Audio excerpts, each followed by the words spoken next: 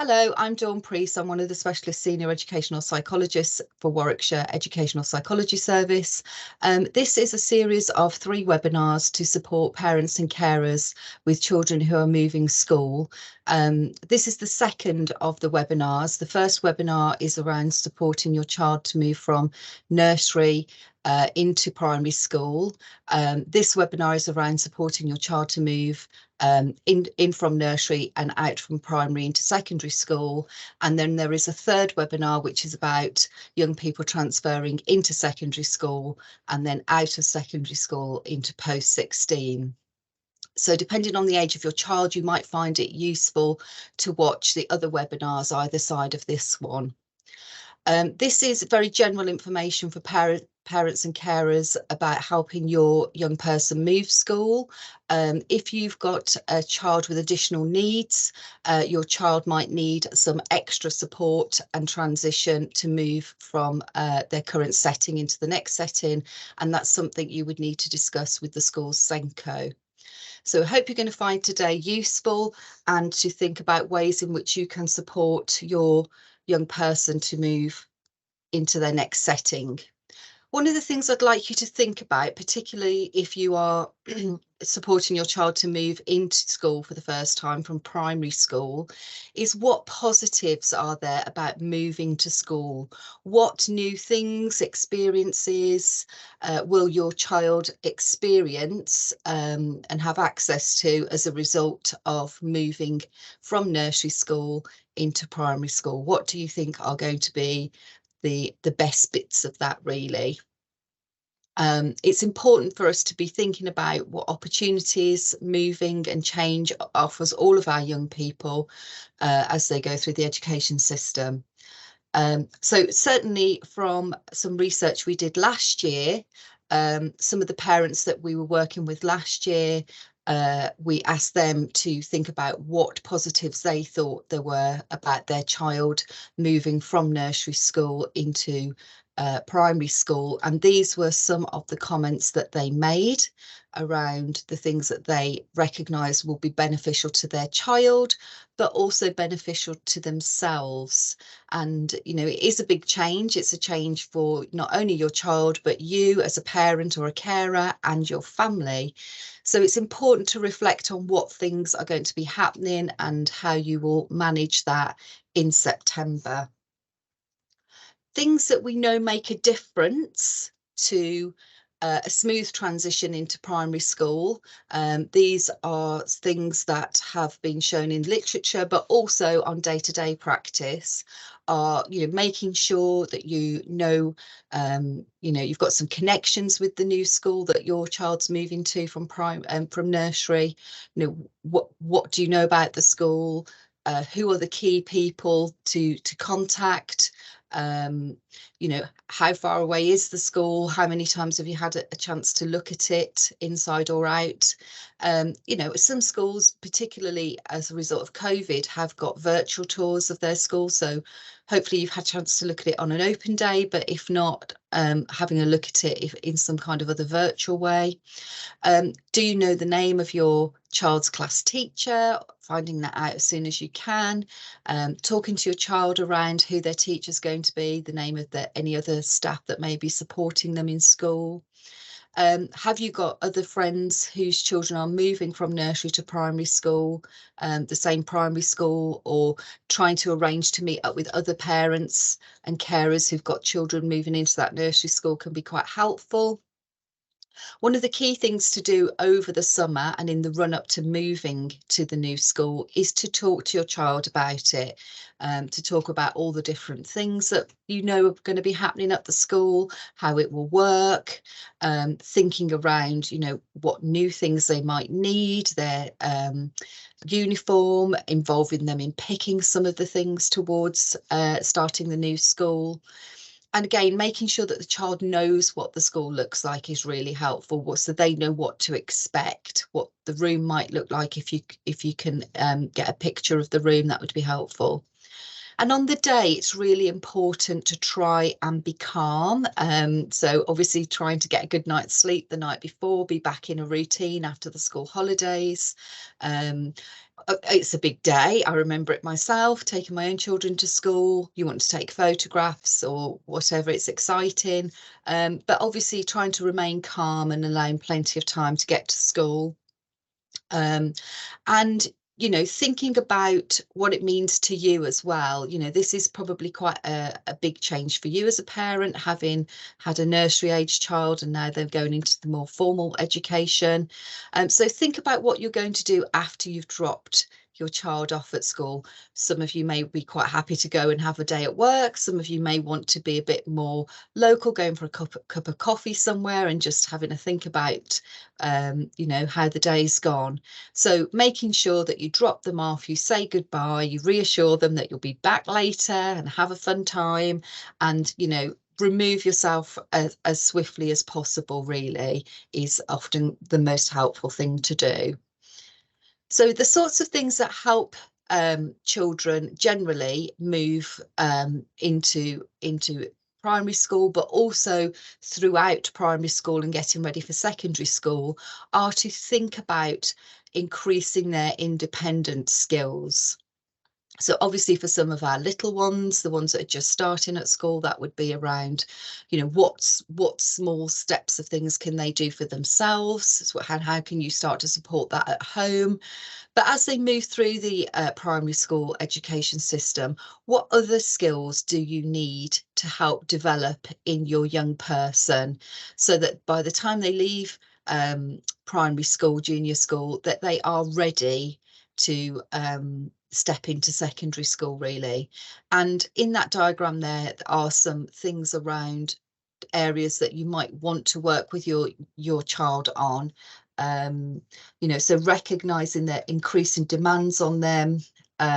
It's important that they develop that sense of responsibility, but thinking about what would be typical skills depending on the age of your child is really helpful. We're going to now just listen to some advice from a experienced Senko in a Warwickshire school, and she's going to reflect on what she knows from supporting transition for many years is helpful for young people when they start at primary school, coming in from nursery, but also reflecting on some of the skills to build up in your child as they end their time at primary school. Hello, I'm Kate Adcock and I'm the lead Senko for Multi Academy Trust in Warwickshire. I've been supporting transitions into and out of primary schools for the last 10 years. Starting primary school is an exciting but nerve-wracking time for children and parents. There are many ways that you can support your child in starting primary school. Practicing putting on and taking off their uniform is a really important skill, including your PE kit. Try practicing this in the summer holidays before they start in September. Developing a really good morning routine is a vital skill for getting your children prepared at the beginning of each day, ready to go to school. Getting them up early, having breakfast and getting dressed is a really good thing to do during the summer holidays. Talk about school throughout the time just before they start. Mention their teachers' names, their teaching assistants' names, and refer to any information that you've been given in the post or by the school. You could even look on the school website at some photos that might be on there of their classrooms or their playgrounds. Try to attend all of the transition events that the school offer. These might be in July or in September, just before they start. Leaving primary school is the first big transition that children will remember. Saying goodbye in a supportive way will help children look back and close this chapter for them. Attending end-of-year parties or having a leavers book is a really good way to support with this. Beginning secondary school can feel daunting for both parents and children alike. Help by discussing and focusing on the positive aspects of secondary school. They're going to make lots of new friends and meet peers that are similar to themselves. There'll be a variety of teachers that they'll meet and have great facilities compared to perhaps their smaller primary school. It will also be their first time at being an independent child. Support them by preparing them early, getting their uniform and equipment and school bags ready early, and get them used to organising it ready for their start in September. Support them by encouraging their independence at the end of year 6. making sure they're able to get themselves out of bed, get their breakfast themselves and get dressed and ready to leave the house earlier than perhaps they used to for primary school. Getting ready for following routines without prompts is a really good way of doing this. There are many transition events that are on offer now across secondary schools in the local authority. Many of them have summer schools which children can attend, and I can really encourage that you go to these because this will be their first chance to meet friends and perhaps some of the staff that they might encounter in September.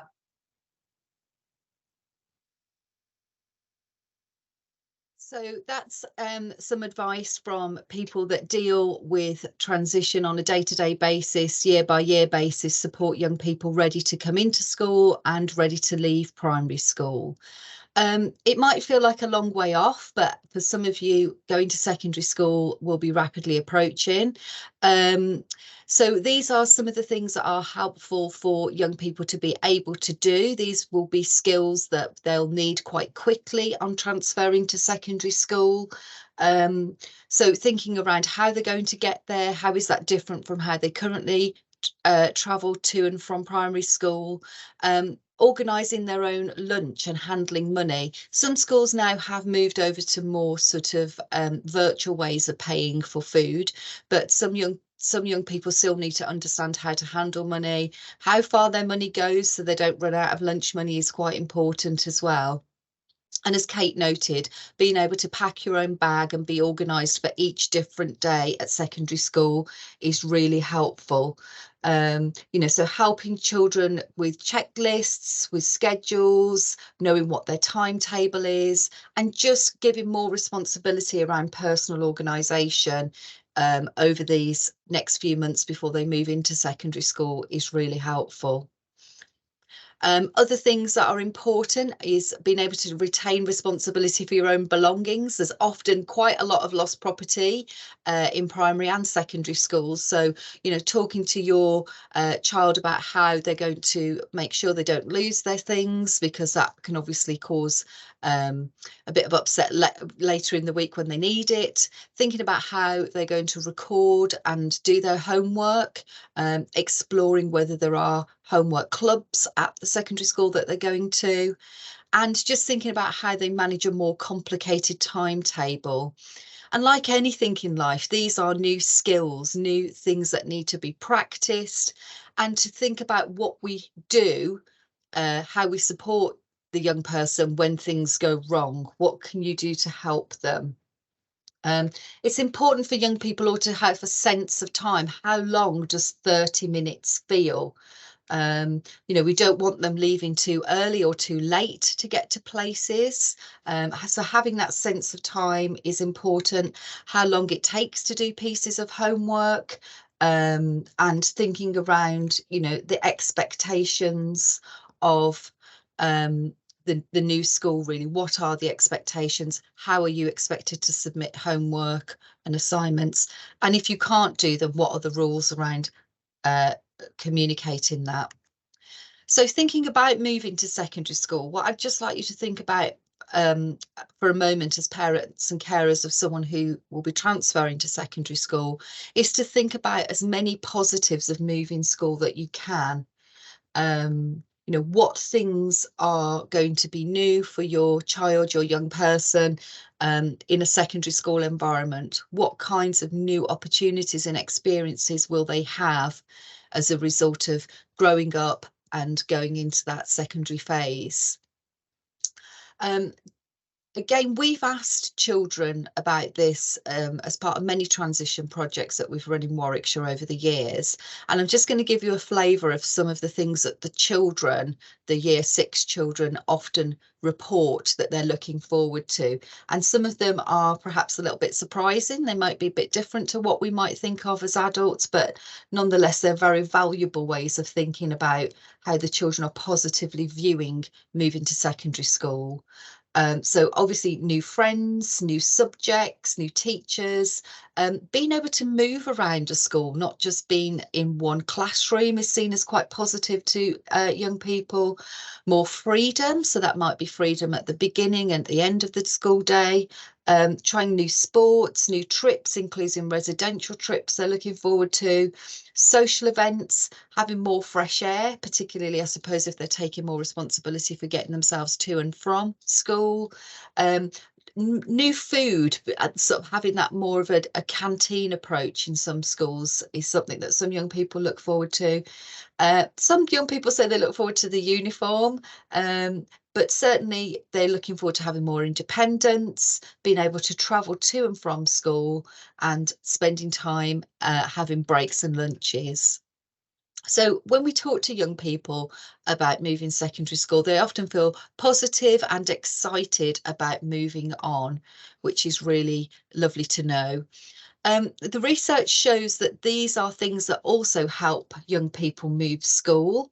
So, you know, we know that moving to secondary school can be helpful if you're moving with some friends, but if you're not moving with friends, if you're new to the school, new to the area, this is something to make sure that's known to the secondary school during transition, so they can help with supporting, facilitating friendships and offer opportunities for young people to join lunch clubs, etc., where they can start to build up some new friendships and think about how peers can support each other. Support from the school. So sometimes year 7, they have a bit of a soft start to school. So there's not a heavy emphasis on homework to begin with. That's something that schools may gradually increase. So, you know, the staff will be mindful that year 7 will need some time to adjust, getting to know their way around the schools. You know, and as I said, often schools are providing more transition opportunities, whether that's a summer school or open evenings for the year 6s to go and look around. So you get to learn how things work, where things are in a school, because often young people worry about getting lost. And also thinking about that positive attitude. So thinking about all of those things that young people are looking forward to around moving school and reflecting those back to your children. You know, the things that, you know, are new experiences that are going to be helpful to them, and just maintaining that positive attitude about change. Change can be good, it can be exciting, there might be some challenges along the way, but we can work around how to deal with those. And the other thing that's really important is good attendance. So trying to avoid any disruption in those first few weeks. Obviously, ill health is unavoidable, but, you know, avoiding things like holidays or things that are going to be a bit disruptive for the young person if possible. Because, you know, if you can be in school on a very, very, very regular basis, you know, it means that you're experiencing those opportunities to build friendships, building those opportunities to develop relationships with the staff. You're not getting behind with the work, you know, so it's really important that there is good attendance. So the other things to think around are how to build resilience in your child, because resilience is what we need when things go wrong. How do we bounce back? And by experiencing events, it builds up our resilience for later on in life. So it's important to think about with your young person the qualities they've shown in difficult times. Reflect back to them their strengths and attributes. So when things maybe have gone wrong for them in the past, how have they got over that? How have they got around it? What skills did they draw upon to help them during that time? What you know, what positive things did they do? What mindset did they have to get over challenges? The other thing to think about, and again, this links into new opportunities at secondary school, is things that help resilience are building, having new interests and new skills. And I would think about this as broadly as possible. So not just the sort of the traditional type skills, but, you know, some children have really unusual activities that they do, which can be really helpful in building their resilience, building up their social skills, and are very interesting to share with people in their new setting. Making sure that the young person forms strong social connections is helpful for resilience. So again, that's why it's important that they're getting into school as much as they can, and they are building up those new relationships, those new friendships, and having those social experiences. So if there is a residential trip, or some schools will often have a team building day for year 7, making sure that your child joins in with that, really. Those things are really helpful for developing resilience. The other thing that helps with resilience is also thinking about how much self-efficacy, or how your young person can be involved in some planning and decision making for themselves. So, having the opportunity to make some decisions within the family household might be helpful. For them to take a bit of responsibility and to feel that they've had a little bit of control over some decisions is really helpful. But I think the thing to remember as well when your child is moving to secondary school is, for some young people, it's really an opportunity for them to reinvent themselves. And I think they quite look forward to that opportunity to move away from being the person that they were at primary school into perhaps somebody new and different at secondary school. So again, thinking about how you can help your young person. So you may be thinking, right, well, I know they need to practice some skills before they transfer in the near future. So what's often quite helpful is to think about what that skill might be, and to break it down into small steps so it doesn't feel so overwhelming for the young person. So if, for example, they're going to be getting the bus to secondary school, how could you break down that skill that's required for getting the bus to school into smaller steps? So how can you practice that? In what ways can you break that down by several steps? So one of the first things is, where is the bus stop? How often do the buses come? If it's a school bus, you might be wanting to talk about where they're going to get the bus. If it's a public bus, you might want to be thinking about, well, where do you get off, and how far do you have to walk from that public bus stop to the school? But it's about preparing your child for all sorts of new skills around packing bags, time management, and also what to do when things go wrong as well. So this is a nice way to think about problem solving. Again, with young people, we did this, and we gave them a problem, and we asked the year 6s to come up with as many solutions as possible. So for example, you might say, I've lost my timetable. I've just started year 7 and I've lost my timetable. And then we asked the year 7s to come up with as many solutions as the year 6s to come up with as many solutions as possible. And to be fair, they were excellent at this. So, solution A might be, well, it's fine, I've got a copy of it on my phone. Solution B might be, oh, I think I've got a copy of it in my student portal on the computer. And solution C might be, oh, I could ask my tutor for a copy of it. And then what we would do with young people is say, well, which one of those is the best solution? Which one is going to get your problem resolved quickest and easiest? And obviously solution A about maybe looking at your phone might not be a good idea in school if you're not allowed to look at your phone in schools. So going through different scenarios with young people is really helpful. If there's something that they've got a worry about or a concern about, or they're not sure what to do, if you can model problem solving with your children, it can really help them when they're in situations themselves where they might need some help. And so just to finish off then, just to reflect on what the change means for you. Certainly, I think when my children left primary school, it felt like it had gone very fast, and I was quite, even though I knew it was coming, it was still a change that surprised me in some ways. And so I think it's about, recognising it is a big developmental milestone, celebrating the closing of a chapter, acknowledging that your children are growing up and they're ready to move on. And, you know, thinking about what it means for you. What opportunities does this open up for you as a parent or carer? What new things can you do now that you're not necessarily so involved in the primary school side of your children's education?